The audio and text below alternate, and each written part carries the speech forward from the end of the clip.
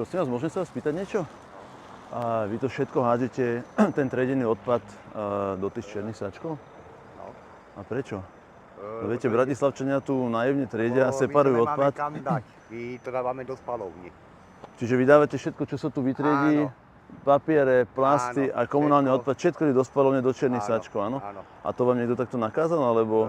My to nemáme inak. Ja viem, že to není vaša chyba, ale to vám povedali vaši šéfovia v komunálnom podniku? Bohužiaľ. Čiže všetko to štandardne vyzbierate do jedného, do čierneho, áno? Áno. To je katastrofa.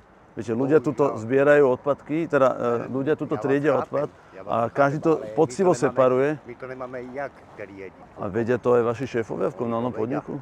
Super. Oni to vedia aj na magistráte. Aj na magistráte to vedia, áno? To je paráda. Bohužiaľ. Však, ale to je hanba podľa môjho názoru, nie? Je to. Vy ste normálne z komunálneho podniku bratislavského. No. Dobre, tak ďakujem za informáciu. Držte sa.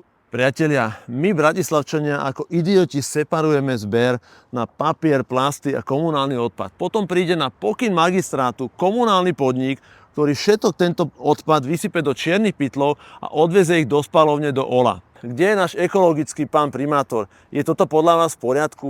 Ja ako primátor zakážem takéto praktiky a separovaný odpad skončí tam, kde má a nie v jednom koši ako za primátora Matúša Vala.